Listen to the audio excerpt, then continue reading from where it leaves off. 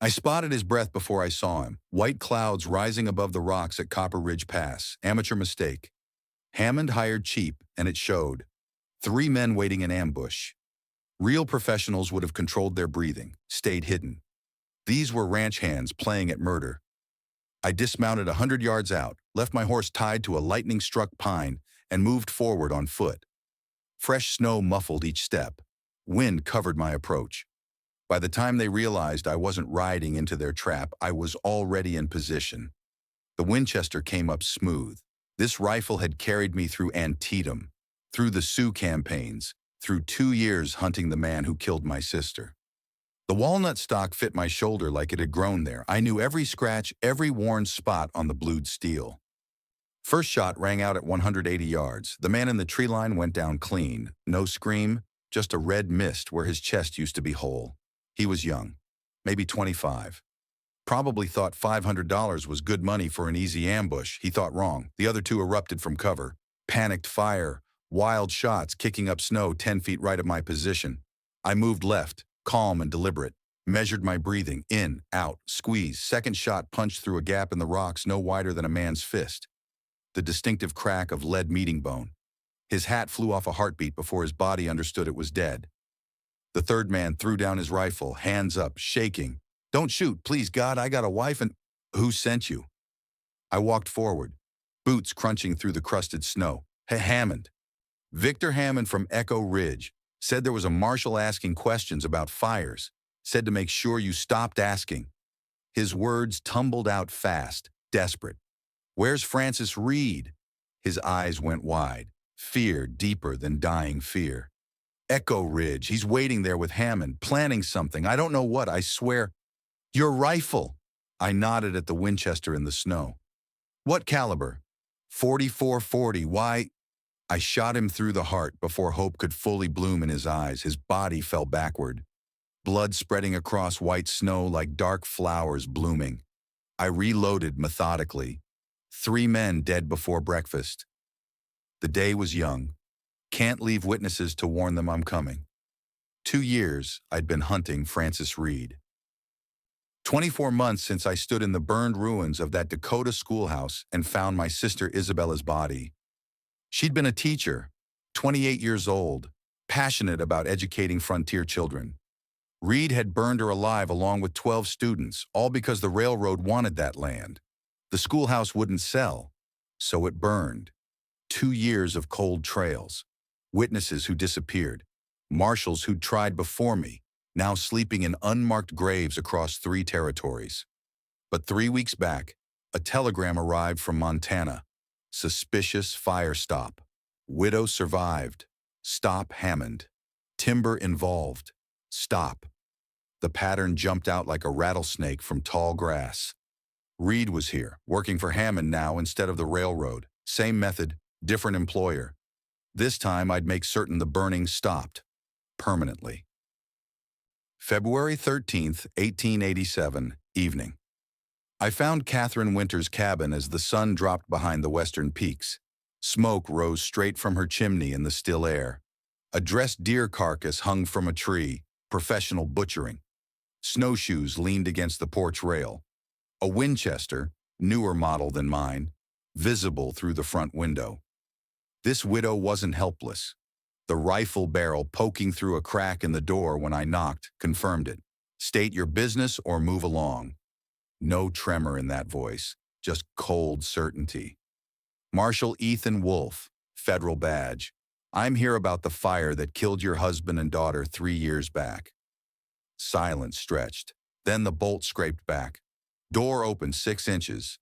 A woman's face appeared, mid-30s, skin weathered by wind and sun, eyes like blue ice, evaluating, measuring. "Fire was investigated," sheriff said, "accidental, wood stove malfunction." Sheriff lied. I kept my hands where she could see them. My sister died the same way in Dakota Territory, burned alive in a schoolhouse. Same accelerant signature, same land acquisition pattern afterward. Man named Francis Reed set both fires. He's working for Victor Hammond now. The door opened wider. She studied my face, searching for deception. Found only exhaustion and rage carefully controlled. I knew, she said quietly. Always knew it was an accident. But a widow's word carries no weight. Not in Echo Ridge. Not when Hammond owns the sheriff. Your word carries weight with me. I'm going to kill the men responsible. Plain statement of fact. You can help or stay clear. Your choice. She didn't hesitate. Opened the door fully. Stepped aside. I help. But Francis Reed is mine. That's my price for cooperation. I nodded once. Fair enough. You lost more than me. Husband named Robert, 5-year-old daughter named Lucy, all for Lakeshore property Hammond wanted. Her eyes narrowed. How do you know their names? I know everything about Hammond's operation. 17 fires across 4 territories, 23 deaths, Reed's signature on everyone. I met her gaze. I've been building this case for 2 years. Now I'm here to finish it. Catherine Winters extended her hand. Then we have a deal, Marshal. Her grip was strong, calloused from hard work. This was a woman who'd survived 3 Montana winters alone, who'd refused to break when everyone else would have sold and fled. Hammond had picked the wrong widow to terrorize. February 14th, 1887, morning. Dr. Samuel Montgomery arrived at Catherine's cabin just after dawn. Nervous man in his 50s, medical bag clutched tight, sweat on his brow despite February cold. He had something eating at him, had been eating at him for 3 years. Inside, over bitter coffee, he finally spoke. I saw Reed, the night of the fire. His hands shook around the tin cup. I was returning from a difficult birth. Martha Henderson's baby came breech. Took 6 hours. I was riding past the Winters property around midnight, saw a rider on a pinto horse moving fast. Something about him felt wrong. But you didn't report it. Catherine's voice could have cut glass. I found something next morning. Went back to where I'd seen him. There was a leather pouch in the snow near the road. Montgomery couldn't meet her eyes. Inside were devices. Chemically treated cotton wadding, coal oil in a sealed vial, phosphorus matches modified with timer mechanisms. Incendiary devices, I said. Professional work, designed to start a fire hours after placement. Gives the arsonist an alibi. Yes. Montgomery's voice dropped to a whisper. I took the pouch. Thought it might be evidence someday. But then Hammond came to my office. Didn't threaten directly. Just mentioned how difficult medical practice could become if certain rumors started. How accidents happen to people who ask uncomfortable questions. So you buried it. Catherine stood abruptly, walked to the window. My husband died screaming. My daughter called for me while she burned, and you stayed quiet. I know. Tears ran down Montgomery's weathered face. I'm a coward, but I can't stay silent anymore. I still have the evidence, Reed's description, timing matches perfectly. It'll convict them both. I leaned back in my chair. Doctor, Hammond owns the territorial judge, owns half the government officials. Evidence doesn't matter if the courtroom is corrupted. I met his eyes. We need a different kind of justice. Montgomery understood. What kind? The kind delivered through gun smoke and cold iron. They arrived an hour later. I was checking my Colt, 6 rounds loaded, fresh percussion caps, action smooth, when hoofbeats echoed across the frozen lake. 8 riders. Hammond out front on a Palomino gelding, wearing a fur-lined greatcoat that cost more than most men earned in a year. Behind him rode Francis Reed. First time I'd laid eyes on him after 2 years of hunting. He looked ordinary. Average height, lean build, weather-beaten face beneath a flat-brimmed hat. Nothing remarkable. Nothing that screamed killer. That ordinariness made him deadlier. Monsters are obvious. Men who look normal while burning children alive. Those are the ones that haunt your sleep. I stayed inside, watching through the gap in the shutters. Catherine stood on her porch, rifle cradled in her arms, waiting. Mrs. Winters. Hammond's voice carried across the clearing. Polished, educated, Eastern accent barely softened by frontier years. I've come with a final offer. $30,000. Generous beyond reason for property this remote. My family burned here. I'll die here too before I sell to you. Hammond's smile never touched his eyes. Dying can be arranged, Mrs. Winters. Accidents are common in these mountains. Then Reed spoke, voice soft, almost gentle. The tone a man uses discussing weather or crop prices. Accidents are very common. That voice sent ice through my veins.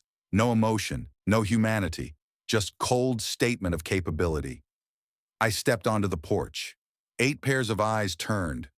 Reed's hand drifted toward his gun, fast, professional movement, but I already had my Colt drawn and leveled. Francis Reed.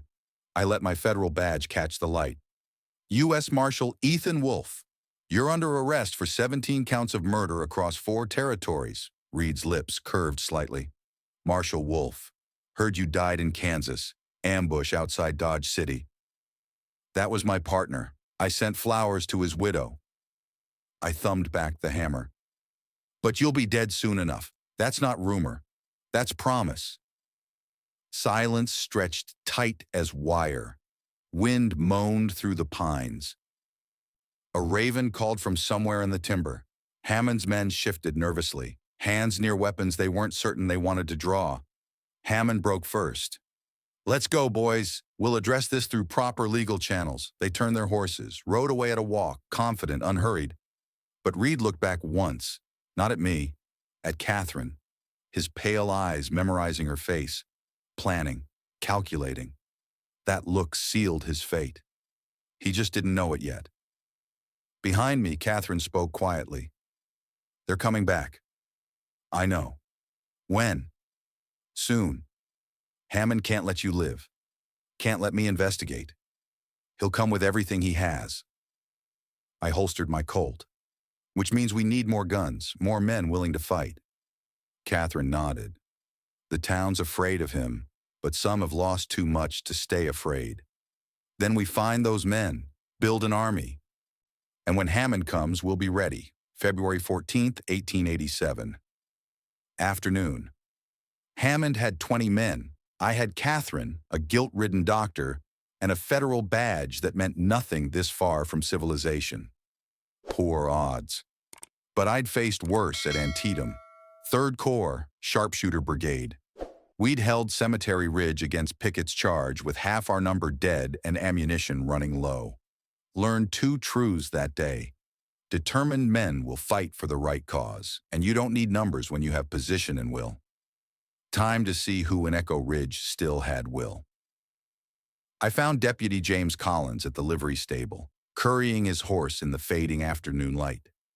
Young man, 25 at most, still had hope in his eyes despite working for a corrupt sheriff. Your brother didn't fall, I said without preamble. He was pushed. Collins' hands stopped moving on the brush, didn't turn around. You have proof of that, Marshal? No. But I have proof Hammond's been murdering people across 4 territories. Fires mostly. Some accidents. Your brother reported safety violations at Hammond's mill 3 times. Made himself a problem. Collins turned now, jaw tight. What do you want from me? Hammond's coming for Catherine Winters. Tomorrow or the next day, I'm going to stop him. Could use a man who knows which end of a gun the bullets come from. I'm a deputy. Sheriff Wade is Hammond's dog wearing a badge. You want to keep being a deputy and watch more men die, or you want to be a man who stands for something? I held his gaze. Your choice. Make it now. Collins stared at me. Something shifted behind his eyes. Decision crystallizing. My brother's name was Thomas, 19 years old. Had a girl he was planning to marry. His voice hardened. What's the plan? Wilson Farm, midnight. Bring extra ammunition and any man you trust. He nodded once, sharp, almost military. I'll be there. Jacob Wilson was simpler. I'd seen him at Gettysburg. 2nd day, Cemetery Ridge. He'd been the sniper, holding the left flank while Confederate artillery tore our lines apart. Man like that doesn't forget how to fight. Doesn't forget why fighting matters. His farm sat 5 miles south of Catherine's cabin. Small operation, Cattle mostly, some horses. Hammond wanted it for timber access, had been pressuring Wilson for months with escalating threats. I found the old soldier on his porch, cleaning a rifle that looked old enough to have fought at Bunker Hill. "Marshal," he didn't look up from his work. "Heard you killed 3 men at Copper Ridge." "They tried killing me first. Seemed fair." Fair stopped mattering when Hammond arrived. Now he looked up, eyes still sharp despite the gray in his beard. "What brings a federal marshal to my porch? Need men who can shoot, who remember what it means to fight for something beyond themselves." I moved closer. "Cemetery Ridge, second day. You were there." Wilson set down his rifle carefully. "That was a long time ago. I was 3rd Corps. Saw you drop 6 rebels in 6 shots while their artillery was tearing us apart. Best shooting I ever witnessed." A ghost of pride touched his weathered face. "Different war, different enemy. Same principle. Hammond's trying to take your land. Help me take his life. What's the plan?" "Same as Gettysburg. Oh, hold the high ground and shoot straight." Wilson stood, extended his hand. I took it. His grip was still iron. "When?" "Tonight. My farm. Bring Martha if she can shoot." "Martha shoots better than most men I served with." He smiled grimly. "We'll be there." February 15th, 1887. Pre-dawn. By midnight, I had 9 men, and Catherine gathered in Wilson's barn. Homesteaders, ranch hands, a saloon keeper whose wife had died in an accidental fire 2 years back. Men who'd lost something to Hammond, not soldiers, but men with reasons to fight. I stood in the lamplight. Let them see my face. Let them see I wasn't afraid. Hammond's coming. Maybe tonight. Maybe tomorrow. But he's coming. My voice carried in the barn silence. He can't let Catherine Winters survive. Can't let me investigate. Can't let any of you stand against him. So he'll arrive with hired guns, and he'll try to end this permanently. Men shifted, nervous, scared. Natural response. I won't lie. Some of us might die. Hammond has professional killers on his payroll. We're farmers and cowboys and shopkeepers, but we have something they lack. I paused. Let it sink in. We have cause, we have rage, and we have the high ground. I pointed to the barn loft. "Wilson, you're up there. Anyone approaches from east, you drop them. Catherine, west window. Collins, you're with me at the front door. Everyone else, defensive positions around the house. Don't waste ammunition, don't take chances. When they come, and they will come, shoot to kill, because they won't offer quarter." A young ranch hand spoke from the back. "What if we surrender? Give them Catherine, and then you're a coward and you can leave now." Catherine's voice cut like a blade. "But if you stay, you fight." The ranch hand dropped his eyes. Stayed. "Any other questions?" I scanned their faces, saw fear, saw doubt, but also saw determination hardening like cooling iron. "Then get rest. Dawn comes early, and when it comes, we stand." They hit us 3 hours before sunrise. The crash of breaking glass yanked me from half-sleep. Martha Wilson's kitchen window exploding inward, shotgun blast at close range. I rolled off the cot, Colt already in hand. 2 decades of dangerous living make light sleeping a survival skill. More gunfire, systematic, professional, all sides simultaneously. "Positions!"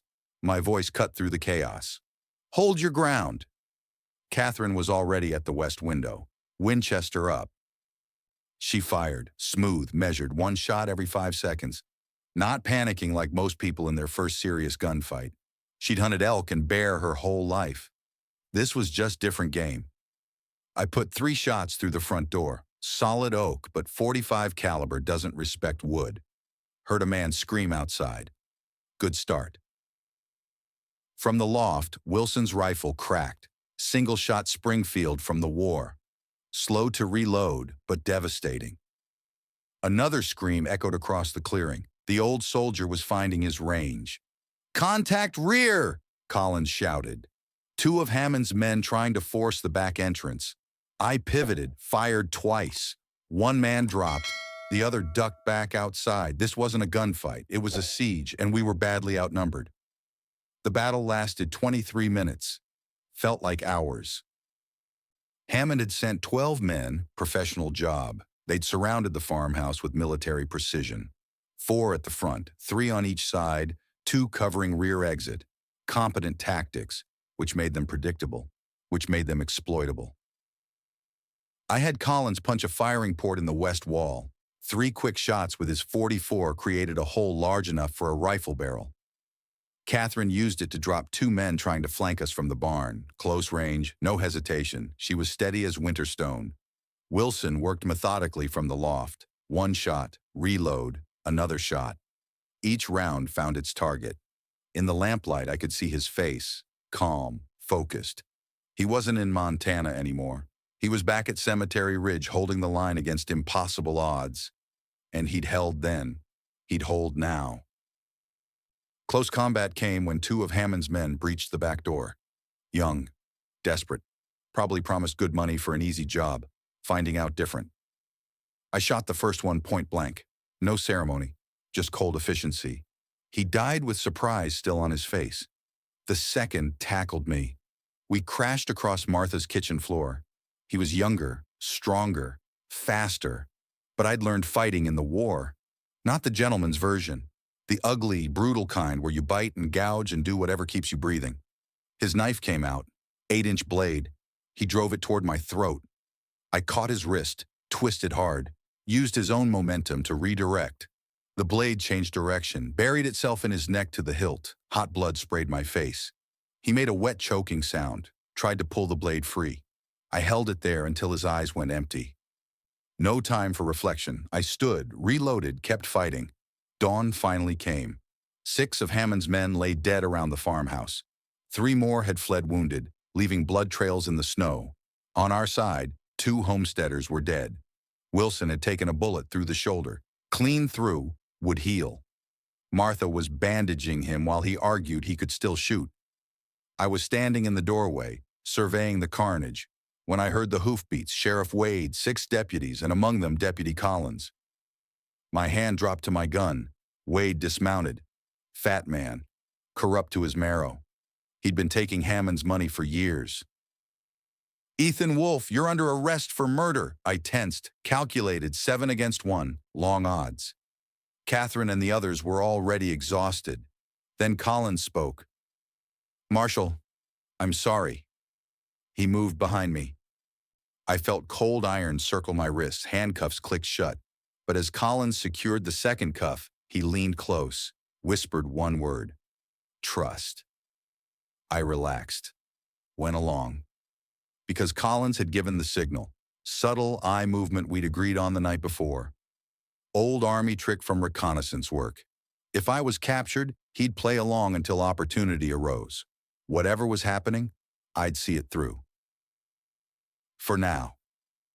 February 16th, 1887, afternoon. Hammond's sawmill served as his headquarters. Massive building on the lake's edge. They chained me to a support post in his private office. Professional restraints, iron shackles. But I'd slipped worse during the war. Reed sat in a chair by the window, cleaning his revolver with methodical care. Each chamber checked, each bullet examined. He hadn't looked at me since they'd brought me in. Didn't need to. We both knew how this would end. Hammond paced, excited, triumphant. 2 years, Marshal. 2 years you've hunted my associate. And now here you sit, chained like an animal. He poured whiskey from an expensive crystal decanter. Tomorrow we'll hold a trial, quick, efficient. You'll hang by noon. Trial won't save you. I tested the chains, solid. I sent reports to the Territorial Marshal's office. They know about Reed, about the fires, about all of it. Hammond's smile widened. I own the Territorial Judge, Marshal. I own half the government from here to Helena. Your reports will vanish like morning mist. Reed finally spoke, voice soft, emotionless. 17 people dead in 4 territories. Not one trial, not one conviction. He looked at me with those empty eyes. You're number 18. Just another body in a long accounting. I smiled. That made Hammond pause mid-pour. Something amusing about your situation? he asked. Just thinking about how loud you'll scream when I get free. Reed stopped cleaning his gun. He felt it, the shift in atmosphere, predator recognizing another predator. You're not getting free, Marshal, Hammond said, but uncertainty had crept into his voice. We'll see. Midnight arrived with thunder. The east wall of the sawmill erupted. Explosion rocked the building. Flames roared up the stacked lumber. Catherine's work. She'd rigged dynamite during the chaos of my arrest. Classic military diversion. Hammond's guards ran toward the fire, shouting, panicking, exactly as planned. Collins appeared in the doorway, key in hand. About time, I said as he unlocked the shackles. Had to wait until Wade was drunk. He watches me close after the farm. Collins handed me my gun belt. Hammond ran toward the lake. Reed went after Catherine. Cold fear gripped me. She's here? Lit the charges herself. She's outside somewhere. I ran, found them near the burning lumber stacks. Catherine backed against raw timber. Reed advancing with gun drawn, that terrible, empty smile on his face. Widow Winters, he was saying.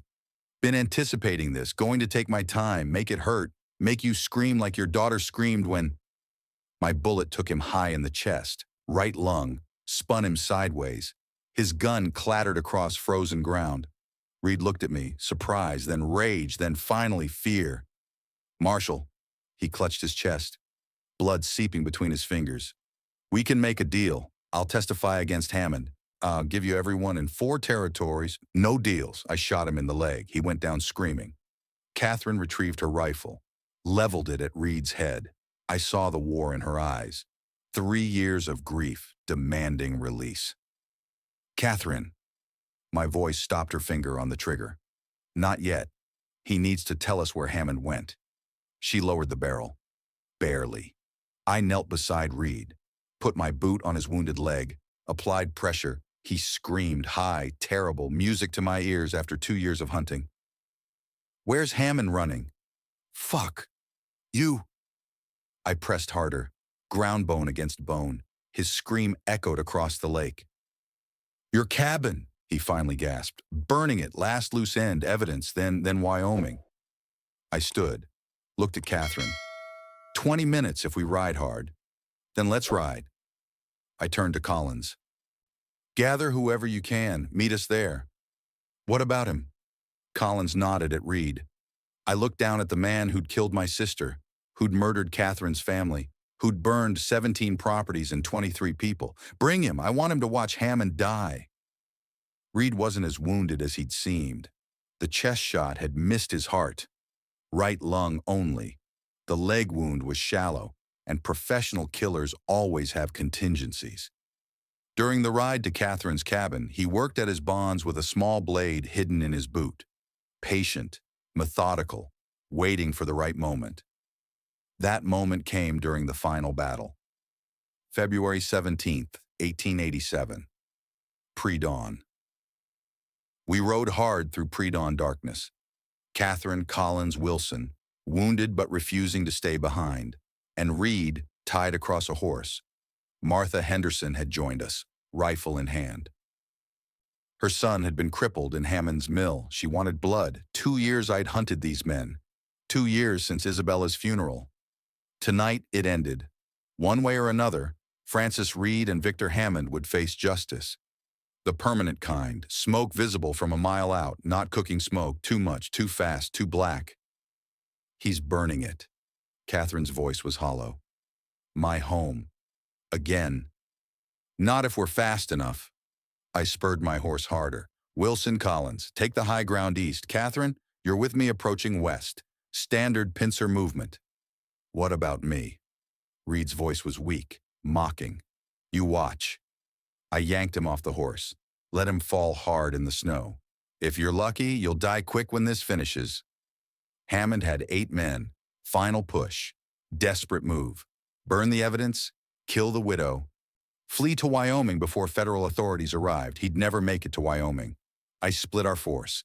Catherine and Wilson East Ridge, Collins, Martha, and me approaching from west. Classic military tactics. Surround and destroy. Time to see if Hammond's loggers could fight. My first shot dropped the lead guard at 100 yards. Clean chest shot. He fell without sound. Chaos erupted instantly. Hammond's men scattered for cover.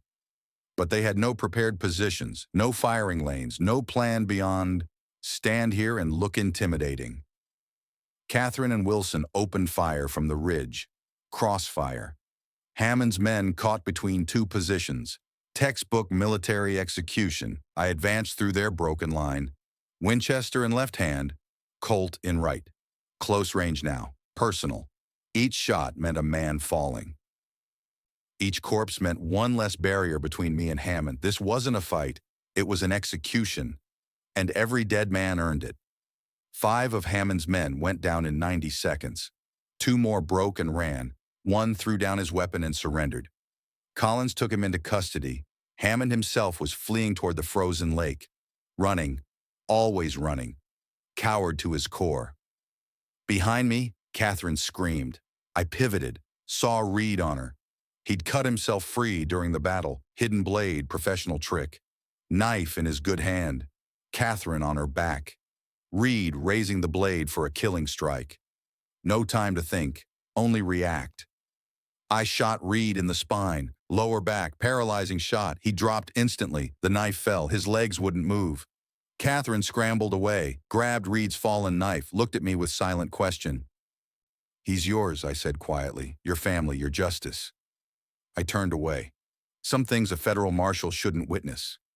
But I heard Reed scream, heard him beg, heard him stop. When Catherine returned, blood stained her hands and something like peace had settled in her eyes. Hammond? I pointed toward the lake. Still running. Then we finished this. February 17th, 1887. Dawn. Victor Hammond was 200 yards out on the frozen lake when I stepped onto the ice. He turned, saw me coming, drew his pistol, nickel-plated .38.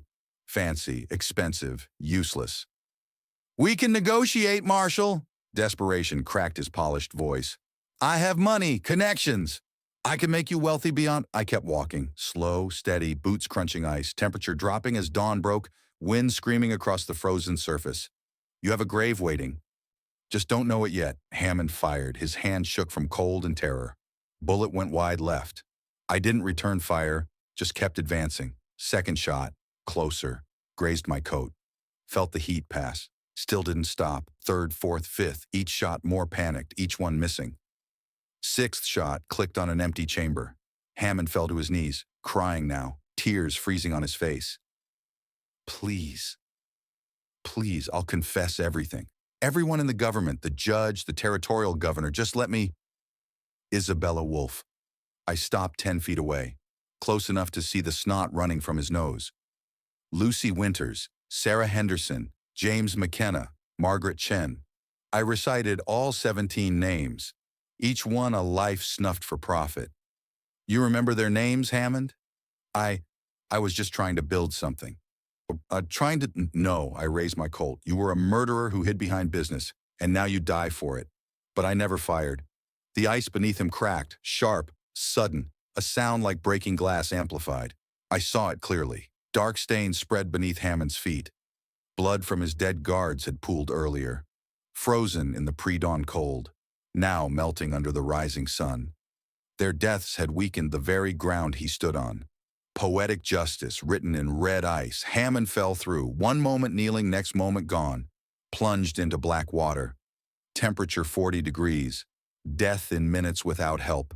He surfaced, gasping, hands clawing at the ice edge, but it kept breaking, kept giving way, hypothermia already setting in. Help! Raw terror in his voice. Please, for God's sake, help! Catherine arrived, raised her rifle, aimed at his head. Don't let him suffer, shoot him.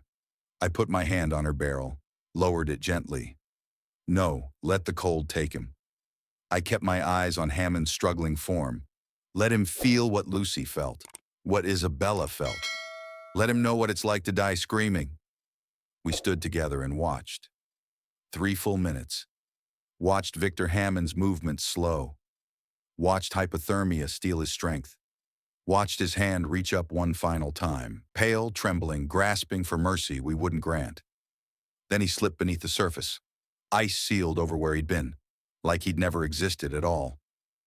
The sun broke fully over the eastern mountains. New day, clean snow, the frozen lake gleaming like polished silver. It was over. Epilogue, February 28, 1887. Official statement for the record. Victor Hammond died by drowning after falling through compromised lake ice during federal pursuit. Francis Reed died of wounds sustained during armed resistance to arrest. Both deaths ruled justifiable during execution of federal warrant. The territorial court seized Hammond's assets under federal forfeiture law, distributed them among his documented victims. Catherine Winters declined reward money, kept her land, rebuilt her cabin with help from Echo Ridge residents. Funny how many people suddenly remembered being her friend once Hammond was gone. She took in a boy, young Michael, 9 years old, orphaned when fever took his parents in January. I'd met him briefly at the Wilson farm. Quiet kid, serious eyes. He'd lost everything, just like Catherine had. She's teaching him to hunt now, to survive.